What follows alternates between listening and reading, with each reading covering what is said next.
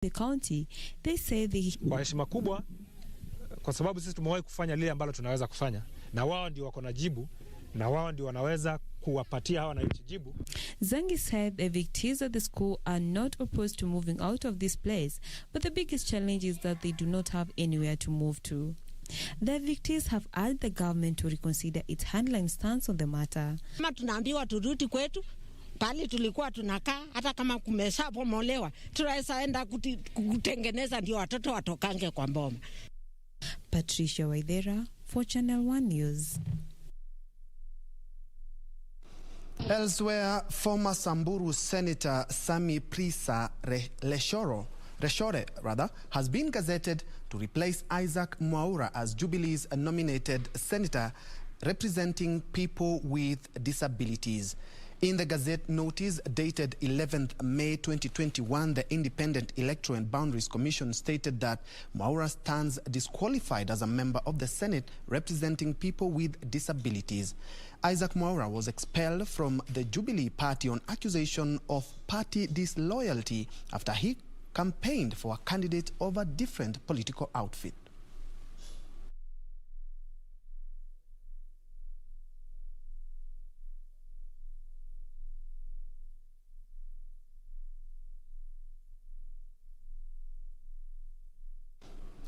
Elsewhere, police in Isinya sub-county are on the spot over alleged brutality on their residents, who now wants the Inspector General of Police, Henry Mutiambai, to intervene in the matter.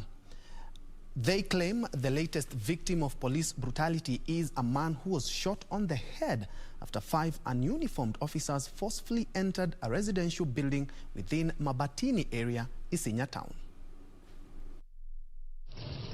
Residents of Isinya sub-county are raising the alarm that policemen are using the curfew to illegally harass civilians. They claim the latest victim of police brutality is Samuel Masharia, who was shot on the head after 5 uniformed officers entered forcibly in a residential building within Mabatini area, Isinya town.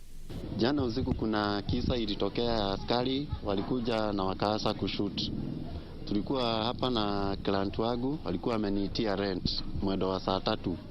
Sasa tukiwa tunaongea na yeye huku juu, tukiwa hapo askari wakaigia na wakasema tukanyage chini. Yeye akatagulia kufika chini, nami nikishuka wakaanza kushoot. A bullet reportedly fired through one of the Mabati houses hit Masharia.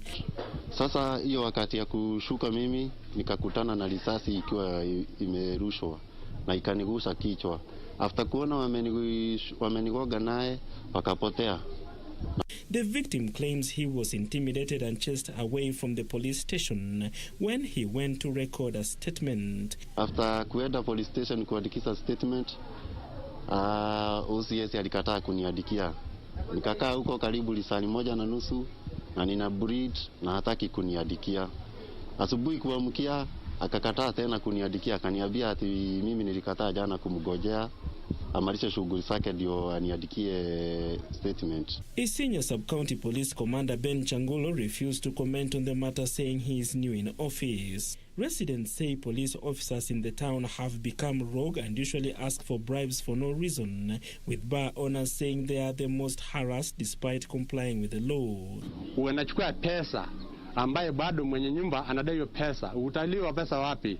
Ambaye askari amechukua hiyo pesa yote. Tunaomba serikali atusaidie kabisa. This is not a fair game. Wanatunyanyaza, kuna hata siku yenye mtaka wasikia atakao ni mwizi ama nini, watusaidie. Wasikia atakao ni mtu amekufia pahali, watusaidie. Sasa kitu yenye tumefika, tumechokeshwa nao, juu wamekuwa too much. They are now calling upon the Inspector General of Police, Hilary Mutiambai, to intervene and ensure civilians are protected.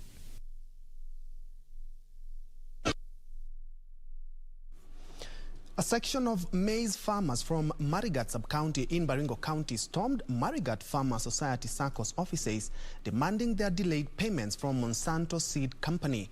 The angry farmers accused the company of holding on their dues after supplying seeds last year.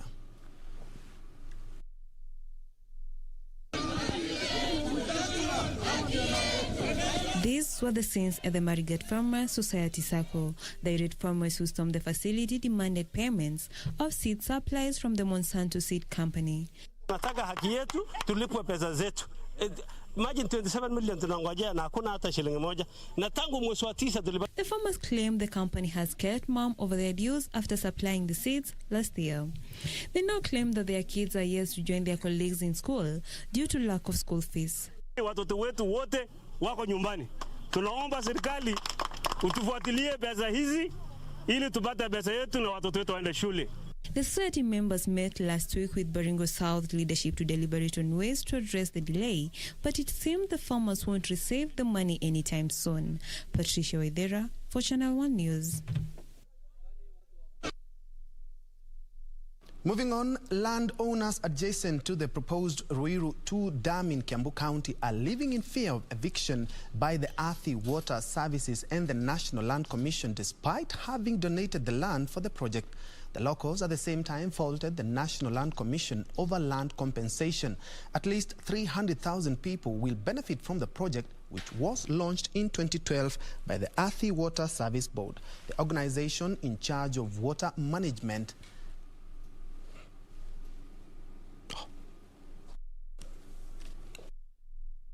Kwa kuweka dam, lakini dam kwa site tujapeana. Nyuma ndio walikuja wakasema wanataka kwa site, na site ndio mahali sisi tunajenga, na watu wengine mchana wa leo wamekubaliwa ati watakaa kwao, na sisi na tunagawana. Kwa nini sisi tusisikio kilio chetu, na kwa demu sisi tukatae kilio chetu? Waturudishia, wakuja kama ni kukoboa hakuna shida, lakini wakitufukusa tutaenda wapi? Tutaenda wapi kusema ukweli, tutaenda wapi?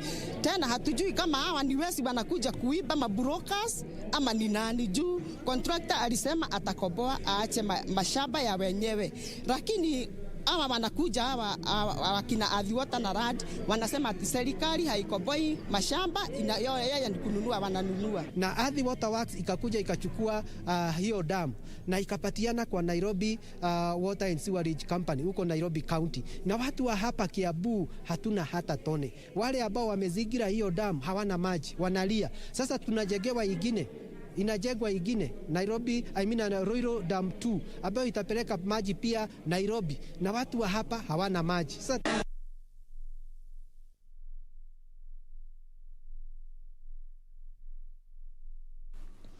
Elsewhere, hundreds of orphans in Lamu County have today received food and non-food item donations from a group of well-wishers from the region.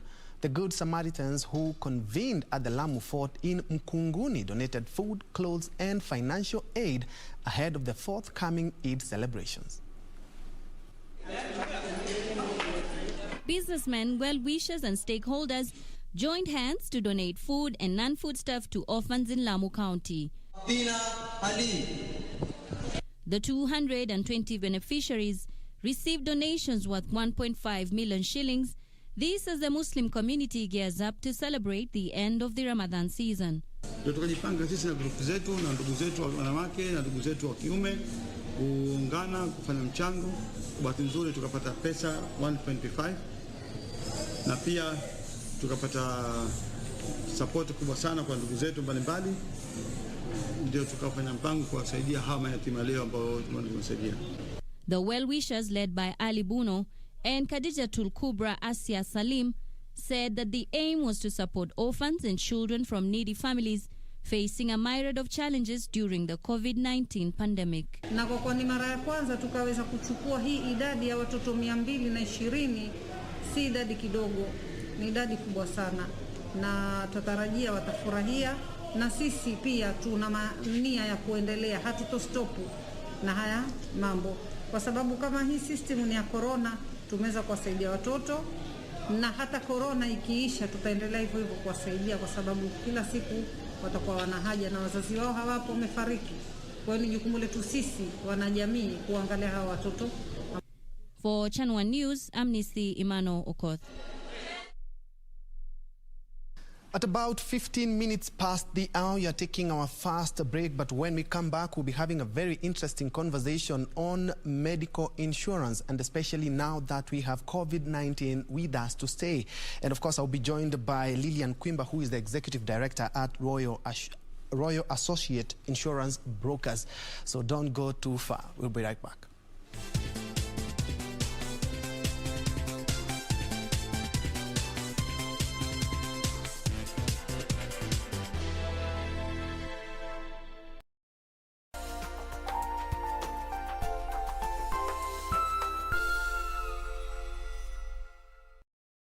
Kupata skiza tune hii, jiamini, dial star 811 star 397 hash. Jiamini na ujikubali kuwa wewe kibinafsi. Ikiwezekana, cheza kama wewe, kwa sababu wengine wote wameshachukuliwa. Aliyesalia ni wewe mwenyewe, na kando yako hakuna mwingine. Inakufaa kucheza ngoma kiwewe, kana kwamba hamna yeyote anayekutazama. Kuwa mabadiliko Ili kupata skiza tune hiyo ya jiamini, dial star 811 star 397 hash. Star 811 star 397 hash.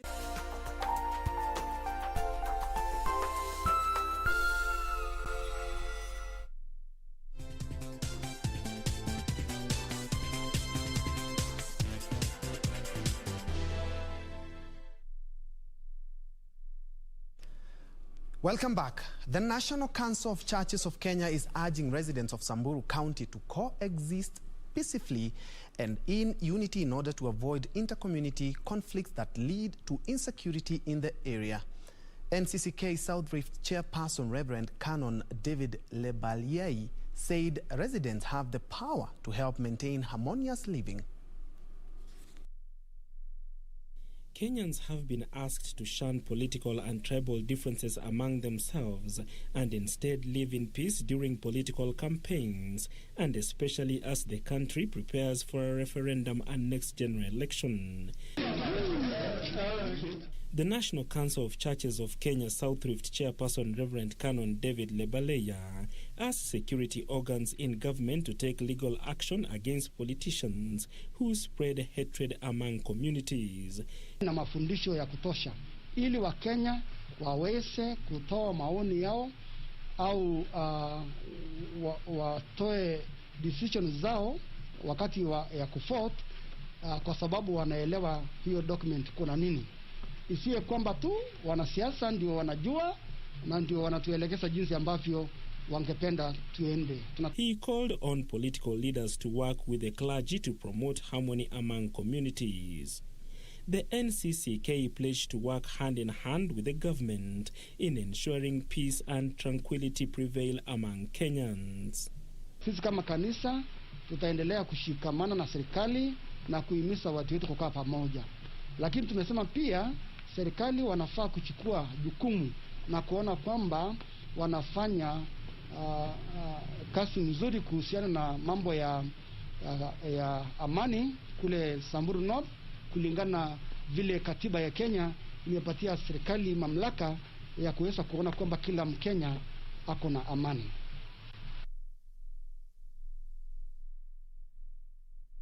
Further afield, Israel has declared a state of emergency in the central city of Lod after rioting by Israeli Arabs as conflict between Israeli forces and Palestinian militants intensified.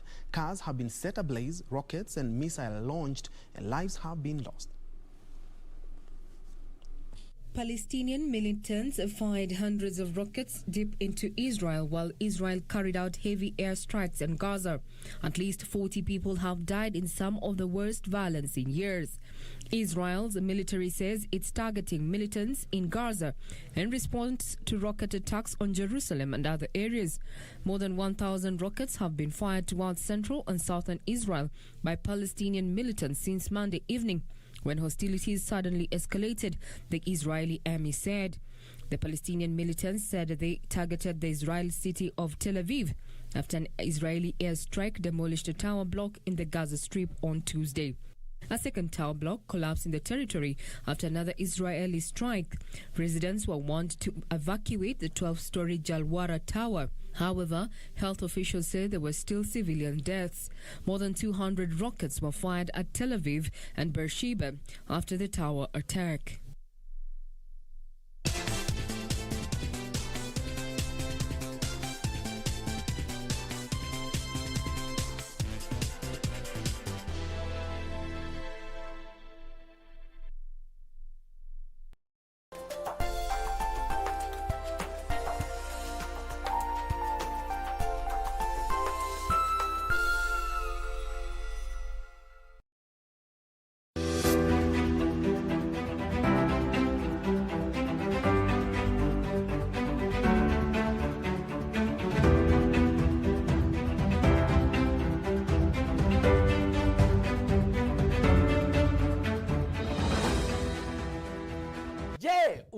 omoka. Kama hujaomoka kwenye QuickBin ndio mambo yote. Hapa tuko na fridge, kodi yake ni CM. Tuko na gas cooker, kodi yake ni CK. Tuko na TV, kodi yake ni TV. Tuko na simu aina ya Samsung ni SM, ama Oppo ni Oppo. My friend, mahali popote unanitizama, eka hizo kodi zake kisha utume kwa 4032353. 4032353, alafu utakuwa unaomoka na hizi bidhaa. Kumbuka, kwenye QuickBin ni bidhaa bora zaidi kwa bei ya chini.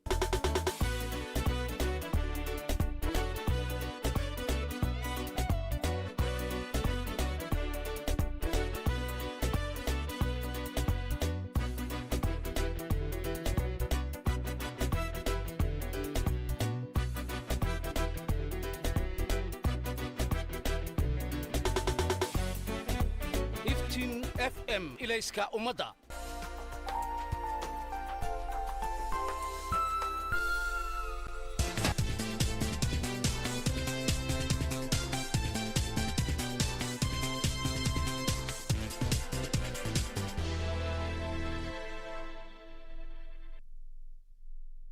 Welcome back and thanks for keeping it Channel 1. Elsewhere, members of the County Assembly of Garissa want the county speaker removed from office over what they term as gross violation of the Constitution. The 37 MCAs who are accusing the speaker of incompetence and gross misconduct say they have already served a notice to the speaker of the assembly expressing their intention to impeach the speaker. An impeachment of the Speaker of Garissa County Assembly is looming as members of County Assembly call for his removal from office over gross misconduct claims. Led by Malmin MCA Mohammed Adan, who is the mover of the motion, the MCAs signed the petition. We, the undersigned members of County Assembly members, have officially filed a notice of motion by way of impeachment in accordance with the Constitution of Kenya 2010. On the following grounds: A, gross violation of the Constitution or any other law, incompetence, gross misconduct, and abuse of office. Ni leo ambayo tumeamua tukapeleka hiyo nia kwa clerk wetu wa hapa assembly ili atusaidie kuhakikisha tumefuata utaratibu wa kuondoa huyo speaker. The MCAs have, however, dismissed claims that the motion is clan or politically linked. The MCAs have planned to table the motion next week at the expiry of the 7-day notice, even as they assured members of the public that business at the assembly shall not be disrupted. Ya kwamba hiyo siku ambayo tutakuja kutoa, tunataka tuhakikishiwe usalama na duria ya usalama imeshikiliwa maanani. Manake sisi tunatekeleza wajibu wetu kama wakilishi wa wadi. According to House procedures, after the motion, the Speaker will be given 10 days to respond to accusations. Early last year, a section of MCAs started the impeachment process of the Speaker, which flopped after failing to garner enough numbers.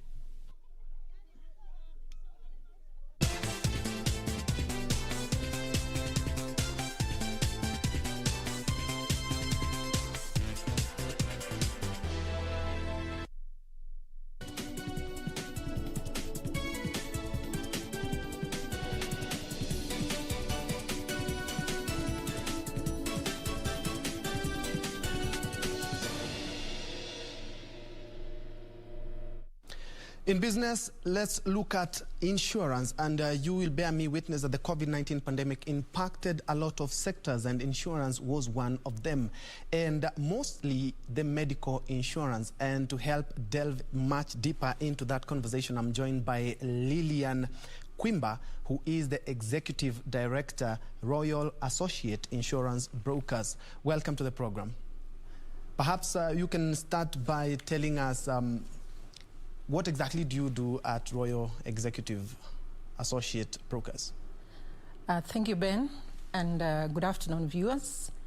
My name is Lillian, as he has already introduced, working at Royal Associates Insurance Brokers as an Executive Director. Now, Royal Associates Insurance Brokers, briefly, is one of the leading insurance broking firms around. Of course, with the clout and connection of a big player, and having been established with a team of experts who came together with a wealth of experience of so many years around the industry. And that tells you that we have the expertise and we have whatever it takes to come up with innovations and to come up with ways of dealing with issues that have really hit us around here. Of course, our main business is centered around technology. We leverage on technology and innovation because of the world around us and because of the challenges that are facing us today, right? Yes. And how has the COVID-19 pandemic impacted medical underwriting? Because we know very well that most of the companies did not offer insurance for pandemics prior to the onset of the COVID-19 pandemic. Yeah, true. This being a pandemic, it tells you that it would not outrightly be insured just like that. It is something that required a lot of surveys, a lot of, we had to do a lot of work and to come up with some package that would suit the environment as it is. Of course, a lot of insurance companies, even today, are not able to provide this kind of insurance. But we are here at Royal Associates, as Royal Associates Insurance Brokers, to tell you because of leveraging on technology and understanding the needs of the society around us, we have come up with a product that is really, really friendly to all of us, that can give you cover, especially these, everybody's asking about COVID-19. When you talk about insurance, medical insurance, the first questions that comes to everybody's mind, am I covered for COVID-19? And I'm here to tell you, yes, our cover will provide that much needed service, that much needed cover, healthcare cover for COVID-19. I'm quite sure everyone who is watching would like to know or to put figures into your speech. Exactly, roughly, how much are we talking about when you talk about you are insured against COVID-19? All right. To start with, you need to take the primary cover. Of course, you need to have been insured on the primary cover. And now we have different levels, ranging from 500,000 to 5 million. A level of 500,000 inpatient cover. This is an inpatient cover. And that doesn't mean that we cannot do an outpatient cover. But we have looked at the needs of the society. And we have looked at the ways everybody is running around. Like today, you wake up, Ben, and you find yourself, you've been added on a number of WhatsApp groups. Yes. People are raising funds because their relatives are in hospital. They are in hospital and they need money to take care of the hospital bills. That is where Royal Associates is coming in. We've been hit by this pandemic. We've been involved in a lot of WhatsApp groups. And after that, it gave us a thought. What can we do about this? How can we help the society to get something at least to take care of them at this much needed, important time? So we have a cover. If you take a level of inpatient cover of 500,000, at a premium of just 16,600 for a whole year, we are going to take care of you. 16,000 every year? 16,600. Roughly to take care of 1,000 a month. In fact, about 1,000 shillings per month, which is really affordable to most of the Kenyans. Look at the way we spend money, and especially like over the weekend, we spend a lot of money on things that are not very, very necessary. If we look at that money and put it together, it's actually you can afford, anybody can afford 16,000 for a 500 cover. It goes on and graduates up to 1.1 million, 2.5. It goes up to 5 million. And at 5 million Kenya shillings for an individual, you can only pay 35,000. And you can be able to go to a hospital where you'll be taken care of for all incidents, eventualities, be they accidents, illnesses, including the COVID. So we're here to tell you, please don't don't suffer in ignorance. And even if you have an insurance, I know a lot of us could be covered where we're working. We have the corporate insurance. Yes, you have that. But behind you, you have a whole lot of people. You have your relatives, you have your brothers and sisters, you have your parents. And let me tell you, for this cover that I'm talking about, the age limits will range from a newborn baby, full-time newborn baby, up to 70 years. And if you've been on cover before 70, we'll even cover you up to 75 years. Okay. So that means nobody should die because of not medical insurance. Yes. We've made it so easy that you can actually be able to access it. You can find it anywhere. You can find it with us, and we'll talk about it. I'm here to tell you, please don't let your relatives die. Don't let them be desperate because of not affording healthcare insurance. Yes, of course, the COVID-19 pandemic came with a lot of things, but something that was really noted is that our washing of hands, our keeping social distances, of course, and embracing cleanliness has reduced the number of visits in hospitals for other diseases other than COVID. How has this affected the claims when it comes to medical insurance? Yes, of course, it's true. Ben, I want to tell you, there are a lot of people who are suffering in the houses because they don't want to go to hospital. How will they pay the bills? People are suffering, people are sick. Yes, we are washing hands, we are wearing the masks, we are keeping social distance, but at some point, because of the mutation of the virus, at some point you find you're getting affected, you don't even know how you got affected. You're like, oh my God, I've been sticking to the rules. I've been washing my hands. I've not been moving close to anybody. I don't go to social gatherings. I keep my distance. But at the end of the day, somebody is still hospitalized, somebody still is sick in the house. There are a number of people who get sick in the house and they don't want to come out because how will they afford the bills? If we can come together and maybe raise a few funds, you know, we'll be able to take you to where our funds that we've raised will take you. But why do you want to leave people to decide for you where you want to be treated? Why not take the initiative, take a cover, let the cover kick in. When you go to hospital, you'll proudly you'll be taken good care of. Stop sitting in the house when you are sick. I know a lot of us will do self-medicating. You know, you'll take everything, you buy the Zithromax, you buy Panadols, you do anything, but COVID is here with us. Yes, we are trying to reduce, but we are telling you, even in as much as you do that, you'll still need a doctor to manage you. You'll still need a proper facility to manage this for you. So we tell you, please look at this, take the initiative. Not only for you, there are those who may not even know who are around you. It is you who will be like an ambassador. Talk to the people in your circle, Tell them there is a solution. And I'm here to say confidently that there is a solution. Let us not sit there suffering, yet we can provide the solution that is much needed at this particular time. And the medical insurance, let's bring in even the motor vehicle insurance. They are the most taken, the uptaken insurance covers in the country. How did they perform last year, bearing in mind there was restricted movement, there was movement cessation? How did they perform last year? Definitely. It goes even without saying. Because of the restricted movement, of course, there was the income also was not being realized by many people. So a lot of people will say, I don't use this car, let me just put it on third party. Or now we have 3 cars. Since we don't go out so much, all of us, we go out once at a time. We'll insure one on comprehensive, and maybe the others, because of the mandatory third-party cover, we just put it on third-party. So you find there was, yes, a decline in the, a decline in the uptake of the other general insurances because of the pandemic. Other people even lost their jobs. How are they going to pay for premium when they are not in jobs? So people, the income was not there. It went down. And the few who came to us and we negotiated, we were able also to understand. And the insurance also was behind. We worked actually with them. We could negotiate and we discussed with the insurance companies. That is why, like Royal Associates, we stand in the gap as advisors. We'll sit with you, we'll advise you, let us structure your program like this. Don't take a risk.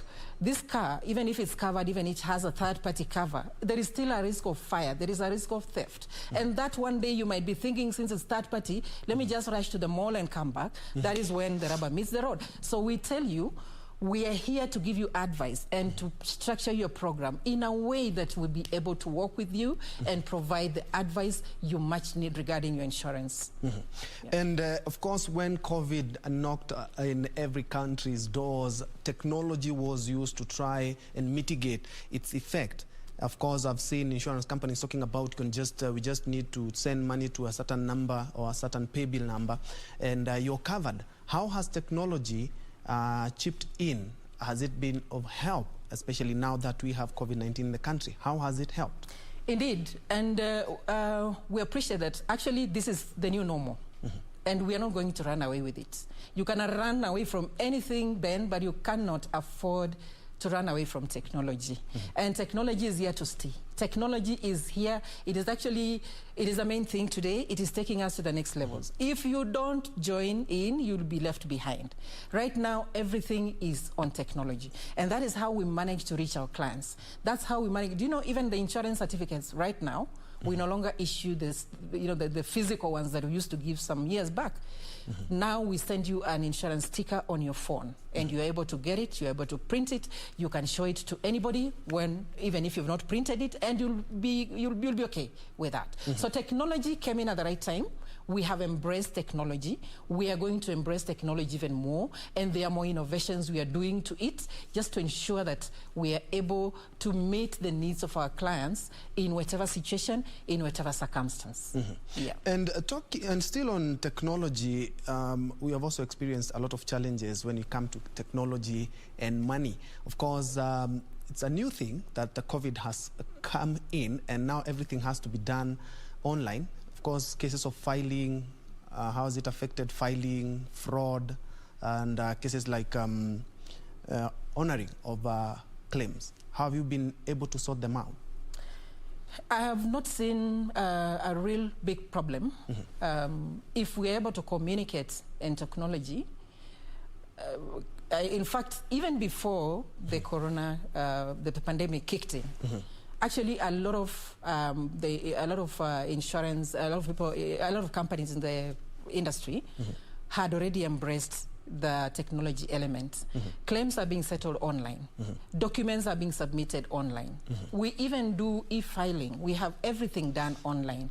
So it actually came in just at the right time, and it has taught us a lot of lessons. For those who are behind, those who had not started embracing this particular element of technology, they have now woken up. And everybody is actually doing their best just to ensure that your filing is done technologically, claims are being settled. We no longer have so many checks going around. Nobody wants even to handle checks. We are doing transfers, online transfers, and that's it. And UHC, Universal Healthcare, is one of the pillars of the Big Four agenda by the President.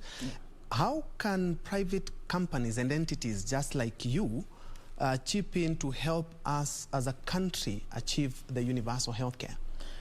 Okay, from where we sit, our work is actually to sensitize the general public and to sensitize the society to understand that the government is doing something positive to everybody.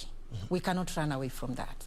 And that we have done. And that even the insurance regulatory has taken measures before even the COVID kicked in, we had forums where the insurance regulatory organized to sensitize everybody around in various counties. And people were being educated on the need for insurance. So our work really, we are there to sensitize the public. And that is being done. It is done online. It is done every other day. We talk to our clients, and they know at the back of their mind, you may not have taken the insurance, but you know that you need insurance. So that is being taken care of very, very well. Yeah. There's something that we were talking with you just before the news. It touches on insurance brokers and insurance companies. Of course, there's a case in court. But from your view, you have been in the insurance industry for a while, where you find brokers take a lot of time to actually submit or remit the money to insurance companies. So when you have an urgent insurance need, the companies kind of sometimes tell you now we cannot honor this because we haven't received the money from a brokerage firm.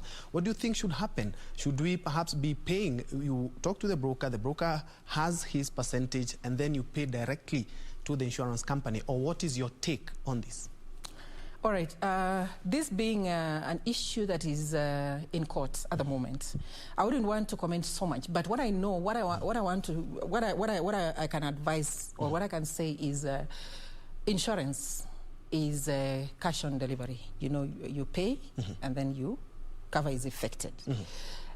And we always tell our clients, in as much as yes, we are there as your intermediaries and we can negotiate for a staggered payment. We can negotiate for understanding between us and the insurance company. It is important for you to understand that insurance needs to be paid upfront. Now, yes, there are incidents, how the case came up, there are incidents where money has been paid to the brokers at some point, and so and other times it's paid directly to the insurance company, but that is something that is being discussed on the best forum, on the best way of how the payments should be done. But yes, the insurance company needs to receive the premium upon inception of cover. We have our own agreements between the insurance company and the brokers, but the bottom line is premium needs to be paid at inception of the cover. Yeah. Indeed, your final words and advice to Kenyans when it comes to insurance, and more specifically now, the COVID-19 on medical insurance. All right, what I can say, insurance is your responsibility. Long gone are the days when we used to wait for the society or my brother, my sister, my auntie to take care of me when I'm sick. Today, I'm here to tell you that insurance is your personal responsibility. And your health is your wealth. Take care of your health, so that you can enjoy even you can enjoy the investment that you have right now. We take care of the investments, we do a lot of investment and put a lot of money in insuring the investment. But then we forget that we need to be healthy for us to enjoy the proceeds of that investment. So my take is your health is your personal responsibility. Don't wait for the community to decide where you'll be treated. Don't wait for the community to take care of you when you're having fun today, and then tomorrow you'll be asking the community to come together to do a harambe for you. Your insurance is your personal responsibility. Take initiative today. It is not too late. Today is the right time. Talk to me, take your insurance. And as I conclude, maybe I would also want to share, Ben, our contacts. Our head office is located at Dig Gardens in Kileleshwa, Nairobi. We have a branch office to take care of the Lower Eastern. We have a branch office in Machakos, just right opposite the Machakos Stadium. And to take care of the coastal region, we have a branch in Mombasa on Links Road. We have a branch to take care of the Greater Rift Valley area. We have a branch in Nakuru. We also have an office in Rwanda. And you can find us on our Twitter handles, on Instagram, on website. We are all over. Please talk to us. We'll get in touch with you. Email us, text us, info@royalassociates.co.ke. And we'll be able to respond to you and take you through the medical insurance cover. Thank you. I have been speaking to Lillian Kwimba, who is the Executive Director at Royal Associate Insurance Brokers, touching on insurance and more specifically medical insurance. Remember, your health is your wealth. Thank you so much. And of course, you have taken 2 or 3 notes of actually something that can really save your life, not only help your life. Thank you so much. Moving on, the Nairobi Securities Exchange is, okay, that's not, I'll take that again. The Nairobi Securities Exchange is encouraging firms and investors to tap the various innovative products on the platform. Addressing a webinar, NSC Chief Executive Godfrey Odundo singled out the unquoted securities platform, which he says is a soft landing for companies intending to list on the main segments in future, since the listing requirements are heavily relaxed. Here are the details of this and other stories in our corporate briefs. In mid-December last year, the Nairobi Securities Exchange launched the Unquoted Securities Platform, a market infrastructure aimed at facilitating the trading, clearing and settlement of securities of unquoted companies. 5 months later, the platform just has 2 listings. The boss is encouraging investors and firms to consider the Unquoted Securities Platform to take advantage of relaxed listing rules and requirements, including no listing fee. NSC Chief Executive Godfrey Odundo sees the Unquoted Securities Platform as a soft landing for firms keen on listing on the main segments in future. And according to the latest PwC Africa VAT report, Operationalization of the African Continental Free Trade Area Agreement has created opportunities for economic recovery and the development of our powerful economic trading bloc. In the midst of the gloom, the Africa Free Trade or Africa Continental Free Trade Area presents us with an opportunity that allows us to rethink how we restart our economies, how we rethink our economies, and how we reconfigure our economies into the future. Bob Kabochi, PwC Africa Indirect Tax Leader, says governments are under pressure to collect taxes to provide for their populations. So we focused on countries that have sought different ways of varying their VAT regimes, their customs regime, or even the excise duty regime to enhance their revenue collection. AfCFTA has helped actualize the long-standing intention of increasing trade among African countries. The report indicates a shift by a majority of African countries to prioritize enhanced tax compliance as a way to address tax revenue shortfalls and protect the existing tax base from global shocks precipitated by the COVID-19 pandemic. Finally, InterSwitch Group has rolled out How2Pay, a secure digital payment disbursement solution that enables financial institutions, including banks, SACCOs, and digital lenders, corporates, and government organizations make mass payments to multiple recipients and beneficiaries at the click of a button. A product like How2Pay is perfect for a period like COVID or when you have any kind of a crisis. Why? Because you could be sitting at home and making payments of your salaries to your staff from the comfort of your house.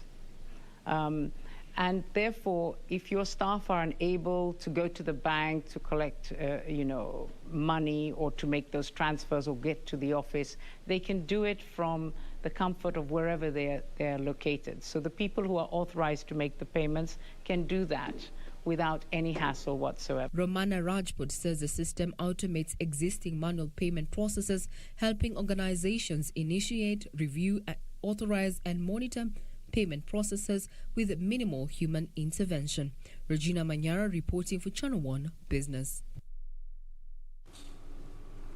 Further afield, Toyota Motor Corporation expects operating profits to increase 14% to $23 billion this year as it shrugs off a corona sales slump and a chip shortage that has hindered other car makers. The world's biggest automaker by vehicle sales expects renewed demand in the United States, its biggest market, to drive its recovery, and forecast overall sales to grow 6.4% to 10.55 million vehicles this year.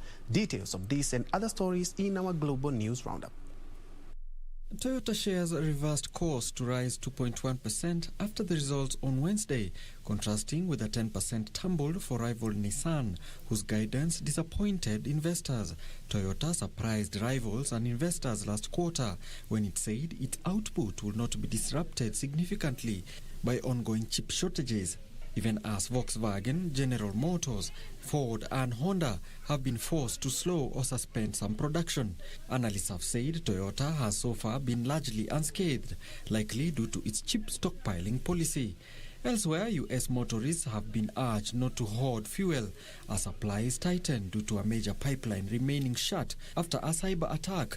Some drivers in the southeast were seen stocking up as petrol stations began running dry and prices rose. The average price for petrol was the highest on Tuesday since November 2014 at $2.98 per gallon, which has seen North Carolina, Virginia, and Florida declare a state of emergency.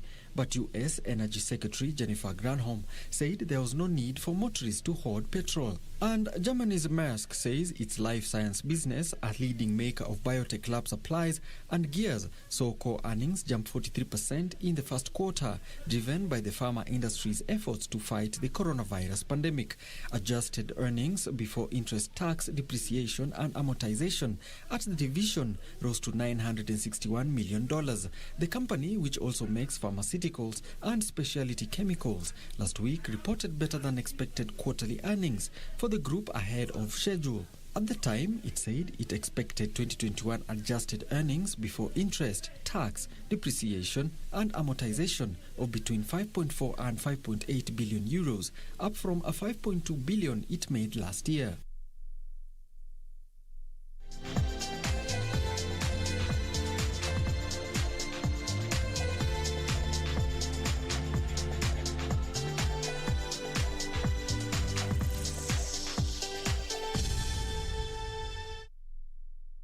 Time to play. We begin with basketball, where the Miami Heat secured a playoff spot with a 129-121 win at the Boston Celtics that all but condemned the Celtic to the new play-in tournament. Miami's 10th win in 13 games moved them into a tie for 5th in the Eastern Conference.